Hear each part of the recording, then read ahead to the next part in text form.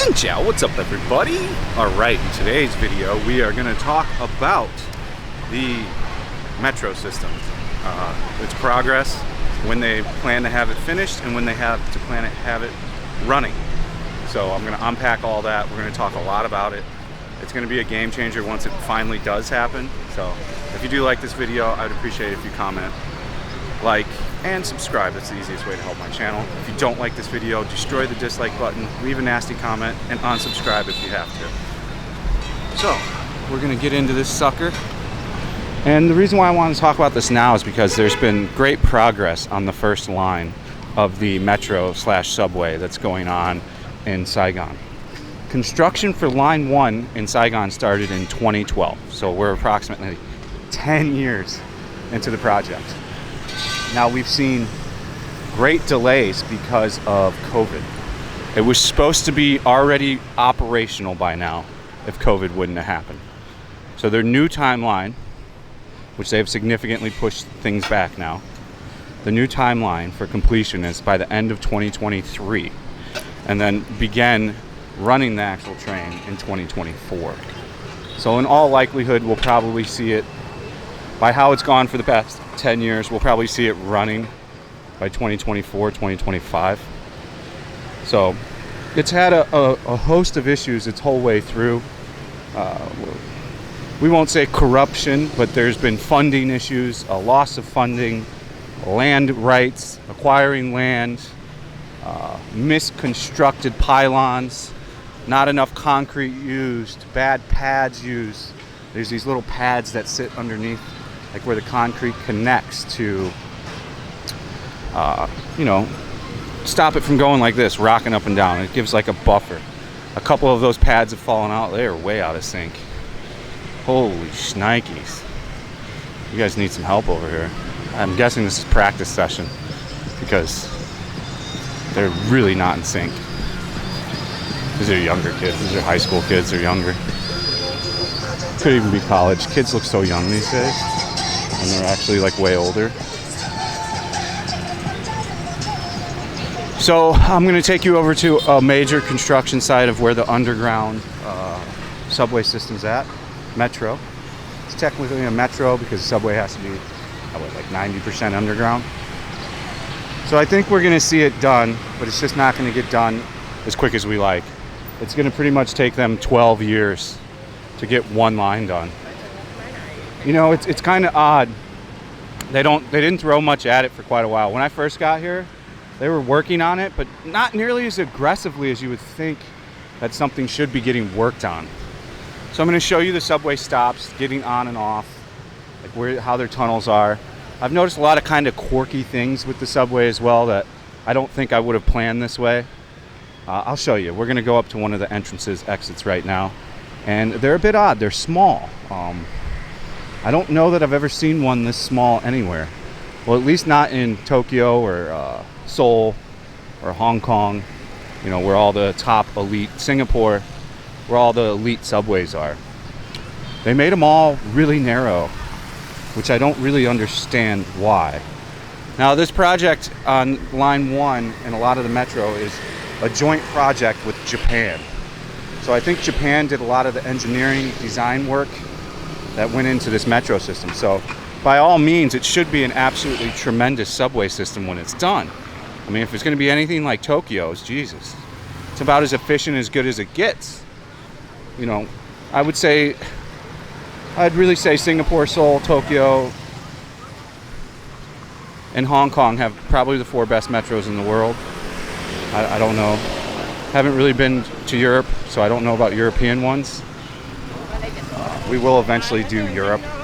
We've got Europe marked for 2025. We're going to kind of finish tackling the rest of Asia and Southeast Asia. We want to conquer it pretty much and go everywhere. So here's an entrance, here's an entrance, here's an entrance. Why there is another entrance missing over here, I don't know.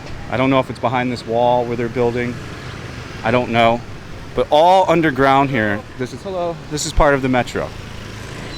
So underground, right now we're walking over the subway. And this was all tore up for I think the last 6 years. They had a blue wall here that went all the way across here, and it blocked every one of these businesses. Magically, the wrecks really never got blocked. I'm probably sure they paid a little bit of money. Half of it got blocked, but the majority of it was visible. I'm sure they paid some kind of something for that. But I'll show you. Oh, there's a girl changing over here. That was one of those little changing box things. Or is it for lighting? No, it's a changing box. I can't show you this one because she's getting changed. But you can see from here like how narrow it is already. I'll take you up to this one. I actually walked into this one the other day. I didn't turn my camera on or anything, but there was no guard sitting there, and I walked down and kind of took a look in. It was pretty cool. It looked pretty nice. It's just weird that they didn't make these wide. You know, they look nice, but you know, they're usually almost twice as wide as this in other countries. So I think it's going to be really, really good for the country and for Saigon once it gets done. Now I'm going to flip and pivot and talk about the Hanoi metro system. So the Hanoi first line's been up and running for about 6 or 8 months. The first month a bunch of people took it, and then it completely went off the radar. They were getting like, it was some super dismal number, like 5,000 riders a day.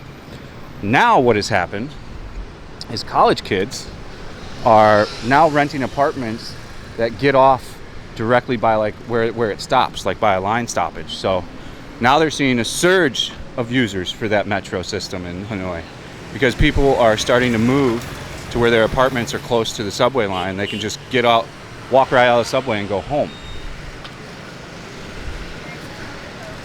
So as you can see, this is much narrower than a typical metro exit entrance. As you can see, this is probably half the size. I think they maybe did that for size reasons. They maybe had no choice, so they're like, let's do it this way. Which I think is probably the reason why.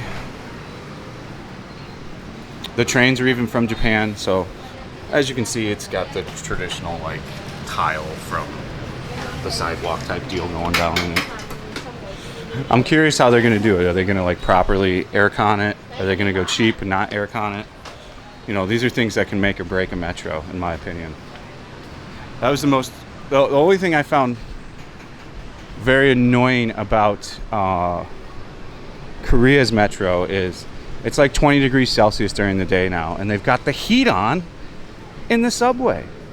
And like sometimes it gets down to like 15 or like 9 at night, so you've got to like put a coat, hello.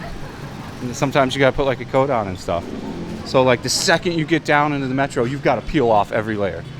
Like I could have wore pants a lot of time, but I wouldn't because I knew I would have to go in the subway and it was going to be like 900 degrees the second I went underneath to the subway. You know, the first 4 days I was there, they had the aircon on still, which is, you know, every person, even Koreans, were taking off their jacket, their sweater, everything as soon as they hit the subway. So hopefully they just keep this one aircon and nice and comfortable. A photo shoot. Very popular thing to do. And then you've got another exit over here. Maybe that's the side exit. Like how this one has two. Maybe that's their plan for that. Is that one over there. So it's actually, the first line is going to be pretty tremendous, especially if I'm still going to be living in Basan. Because there's going to be a stop at Basan. Like literally, I'll be able to jump on a subway, ride the subway from my house to here in like 2 minutes. I mean, that's, to me, is amazing. Oh, we got some anime, some cosplay. Definitely got some cosplaying over here, which is fine. So it's the stops that it's going to make are absolutely tremendous, and it's what's going to drive the price for apartments and real estate insane in Basan. And what Basan is the Golden River and the new Masteries project area. So like where I live now. And my plan is to move. I think we're going to try to get a Masteries unit because I think they're going to be around the same price as Golden River. You know, they're selling them for a crazy price, but the problem with when you sell it for a crazy price like they did with Golden River, no one rented it. You know, they were trying to rent like 2-bedroom apartments at Golden River when it first opened were like $2,500. No one rented it, or people would rent it and then break the lease because they couldn't afford to pay it. So that happened over and over again, and then it finally just all came down like 50%. Like they got their act together and they went with like a proper priced rent. And I think the same thing's going to happen in that Masteries project. going to be interesting to see what happens with that mastery project, but it is pretty tremendous that there's literally a subway stop right there. They're supposed to have shopping malls. It's like some kind of shopping. I think it's probably going to be like how Korea has shopping. Like, I didn't do any videos on the underground shopping. I should have. It was on my list of stuff to do, but I just was filming so much other stuff. It just never had the time. If my phone ever pops back up, I've got like a list of shit in Korea we'll film when I'm there. We're going to go to Jeju, Busan. If you want to see the rest of the Korea content, it's on the Patreon, patreon.com/fatandbroke. You can sign up for $5 a month. They're $110 for a whole year. And you'll have access to early access. You'll have all the content from Korea that wasn't put on the main channel, which is grade A content, around 10 videos. Then you're going to have deleted scenes videos, and you're going to have content made exclusively for Patreon. So there's a lot of different reasons to join Patreon right now. Hello. So I would recommend you jump on over there and do that. That is my update for the metro system. If things change, or if it gets delayed, or if more things happen, I'll let you guys know, of course. So thank you for watching. Stay frosty. See you on the next one. Peace out.